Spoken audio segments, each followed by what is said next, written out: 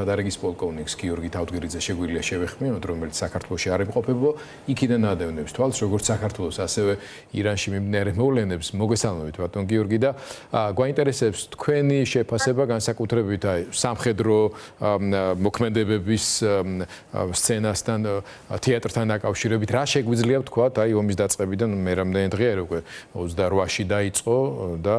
რამდენიმე დღეა უკვე ინტენსიურად მიმდინარეობს და ისრაელის და მათ შორის შეერთებული შტატების სამხედრო მაღალჩინოსნებიც ამბობენ, რომ ეს ოპერაციის მხოლოდ დასაწყისი ფაზაა, მიუხედავად იმისა, რომ უკვე სტრატეგიული ბომბდამშენები ჩაერთვნენ მთელს ამ პროცესში. თქვენ როგორ შეაფასებთ არსებულ სიტუაციას და გადავიდეთ მერე პერსპექტივაზე? საღამოშილობისა გიორგი მივესალმებით თქვენს სტუმარს და ჩვენ მაყურებელს. პირველ რიგში სამხედრო თვალსაზრისით თუ შევაფასებთ, პირველი ფაზა ამ ომის დასრულდა თქვა ტრიუმფალურად, იმიტომ რომ ყველა სამხედრო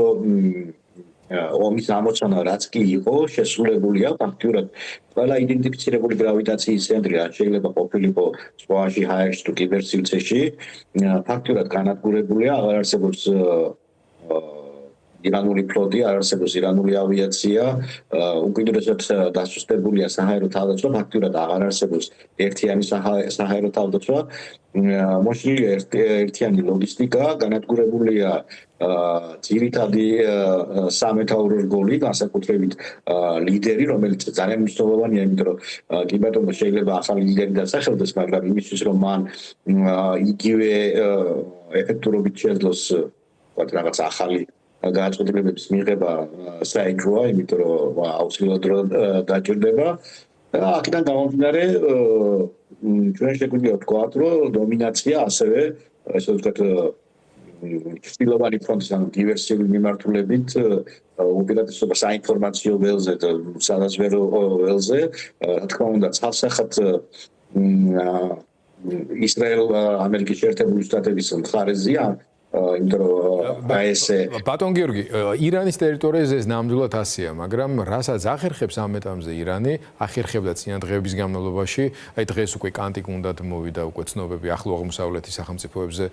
თავდასხმების და მით უმეტეს რაიმე ტიპის ეფექტური შედეგების, არის ის, რომ ის აყენებდა ზიანს ყურის სახელმწიფოებს, შეერთებული შტატების მოკავშირეებს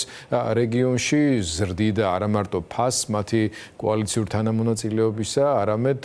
ეკონომიკური, ენერგეტიკული მიწოდების ჯაჭვების კუთხითაც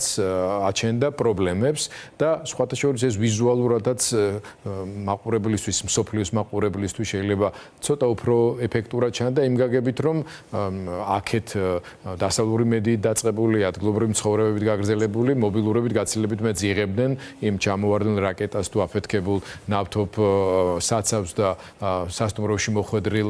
დრონს, მაშინ როდესაც თავად ირანიდან რეალური სიტუაციის ამსახველი სურათის გამოტანა უფრო ჭირს თუ არ ჩავთვლით სამხედროების მიერ გავრცელებულ ძალიან შეზღუდული რაოდენობის კადრებს, როგორცაც ახლა ჩვენ ვხედავთ. სხვა შორის მაყურებელს უნდა უთხრათ, რომ ეს არის დღევანდელი დაბომბვა თეირანის ცენტრში, უმაღლესი აიათოლასთვის აშენებული სპეციალური მიწისქვეშა ინფრასტრუქტურის, სადაც შესვლა ხამენეიმ ვერ მოასრო, რომელიც ყველაზე თანამედროვე საცავად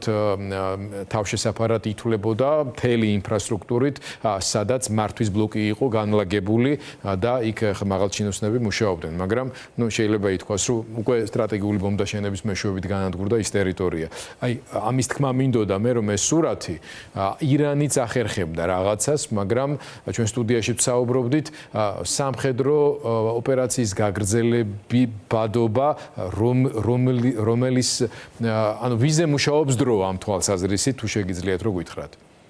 უბრალოდ გიორგი გასაგებია, რომ ეფექტი მithumetes საინფორმაციო ეპოქაში ნებისმიერ გასროლილ რაკეტას ან აფეთქებას აქვს, მაგრამ რეალობა თუ კატეგორიებით ვიმჯერებ, ეს თუ გაშლილი ხელი, ესე რომ ვთქვათ, როცა ომს უყარს კონცენტრირებული დარტყმები იმისთვის, რომ ოპერატიული უპირატესობა მოიპოვა თვით ისრაელის მიმართ განხორციელებული სარაკეტო დარტყმებიც კი ფაქტიურად ამ ქვეყანას ვერ ასუსებდა, ანუ მიზანს ვერ აღწევდა რა აზრი აქვს. ეს უბრალოდ იყო რესურსების ხარჯვა და ვერც ერთი მის წინაშე დასახული ამოცანა ვერ იქნა მიღწეული. ირანი არის პროქსი ომების ხილში, ხო, როცა მშვიდობიანი პერიოდია, ის თავის პროქსი ძალების საშუალებით აშუქებს გარკვეულ გავლენის მოხდენას რეგიონში და აქედან ვერ გამოვიდა. ხა რეალობაში რო შევხედოთ, ხო, ამ პროქსი ძალების მოქმედებამაც დაკარგა თავისი აზრი, იმიტომ რომ ვინც უნდა ისარგებლოს, ხო, იგივე ჰამასის თუ ჰეზბოლას თუ ხუსიტების მოქმედებით უნდა ყოფილიყო ის რეჟიმი, რომელიც ირანშია, რომელიც ამას რაღაცა კონვერტაციას მოახდენდა თავის სასარგებლოდ, მაგრამ ეს ძალა აღარ დარჩა, ვინც ამით ისარგებლოს. ამიტომ ამ პროქსი ძალების არსებობამაც თავისი აზრი დაკარგა. რაც შეეხება ისრაელს და ამერიკას, მათ მიიღენ აბსოლუტური თავისუფლება იმის გამო, რომ ძალა აღარ არსებობს, რომელიც წინ აღუდგება მათ ზემოქმედების ინსტრუმენტებს, რა თქვი, რომ გრავიტაციის ცენტრები გამოიყვანოს თობიდან, ეს ინსტრუმენტები აღარა ფაქტიურად ირანს. ხა რაც შეეხება ტერორისტული ცალკეული ტერორისტული აქტი თუ რაღაცა დივერსიად შეიძლება დავარქვათ, რა აზრი აქვს ამას ეს ისაც არსებობს კაცობრიობის ჭირია მოუჟღორებელი და ამ ტერორისტთან ბრძოლა ისევე გაგრძელდება, მაგრამ ისეთი ძლიერი ასებები, ისეთი თეთრი ლაქა როგორც იყო ირანი აღარ იარსებებს. ამიტომ აი ისეთი ტიპის ოპერაციები როგორც ჩატარდა ებრაელი მცველების აყვანა, დიდი აფეთქებები, აი ეს გამოირიცხება და ეხლა უკვე მეორე ფაზაში წყნარად ყოველგვარი აჩქარების გარეშე საშუალება აქვს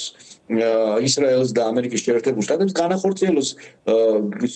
სახმელეთო ოპერაცია, როგორც ასეთი ირანის დასაპყრობად არ განხორციელდება, თუმცა არ გამოირიცხება ის, რომ გარკვეული მიმართულებებით გარკვეული სახმელეთო ოპერაციები ჩატარდეს, იმიტომ რომ გარკვეული ირანელი ოპოზიციური ლიდერები იქნა მხარდაჭერილი, ან გარკვეული ზემოქმედება მოხდეს ობიექტებზე, რომელიც წინამდე თქვათ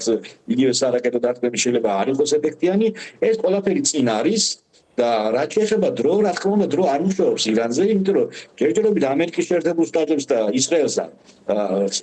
ესე და დარტყმები არ განხორციელებია იმ თავარ ეკონომიკურ ძარღვებზე, რომელმაც შეიძლება ირანი ერთ დღეში შეარყიოს, ხო? არც გაზის ესე რომ ვთქვათ არც ნავთობის ტერმინალი, არც გაზის ტერმინალი და არც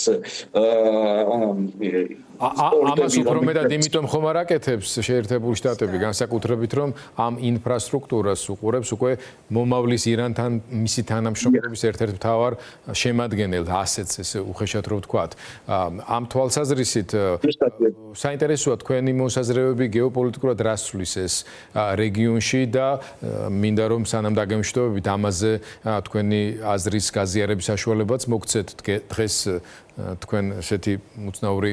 ვიღაცისთვის შეიძლება პოსტი გქონდათ, რომელზეც ბევრი გამოხმაურება მიიღეთ, რომ ივანიშვილი იქნება ბოლო პრემიერ-მინისტრი ქართული ოცნებისო და ამით დასრულდება ძალიან მალე ყველაფერიო და ხალხი გეკითხებოდათ ამ ოპტიმიზმის ან ასეთი დასკვნების საფუძვლებს. თუ შეგიძლიათ აი ყველაფერი რო ჩატიოთ ახლა ამ საპასუხო თქვენს რეაქციაში გისმენთ. პირველ რიგში ხო, იმიტომ არ მოხდა ეკონომიკური ინფრასტრუქტურის გამოყვანა წყობიდან, რომ ეს ირანის აღდგენადობას რო შეუწყოს ხელი, იმიტომ რომ ირანი მნიშვნელოვანი მოთამაშე იყო, როგორც საბრძოლო ელემენტი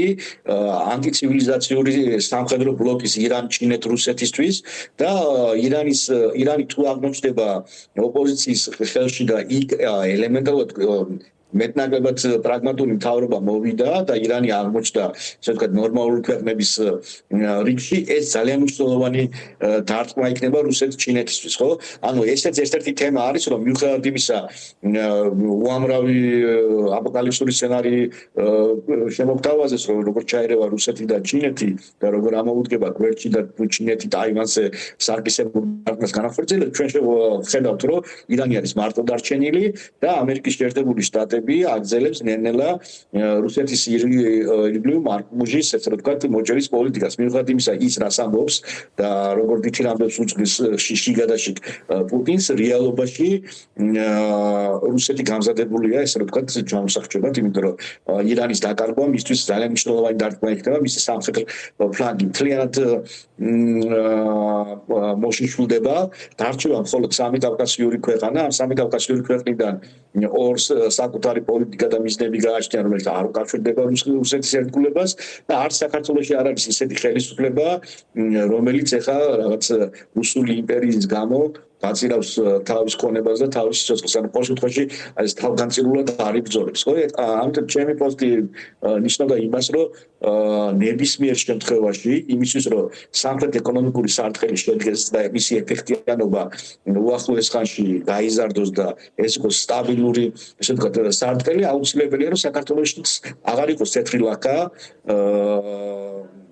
ივანიშვილის დიქტატურის სახით. ამიტომ ივანიშვილს ორი გამოსავალია. ან მან აიღოს პრემიერობა და შესაბამისად გარკვეულწილად სტაბილური გადასვლა, ან უზრუნველყოს სტაბილური გადასვლა დიქტატურის მცდელობიდან ელემენტარული დემოკრატიისკენ, თუმცა ეს გარკვეული პროცესი და შეიძლება სამწლიერიც აღმოჩნდეს, ან ჯიუდად გააგრძელოს ისე როგორც აიტოლები აგრძელებენ ირანში და ამ შემთხვევაში ის მიიღებს გაცილებით აგრესიული პოლიტიკას საკუთარი ფინანსების თუ საკუთარი უსაფრთხოების წინააღმდეგ.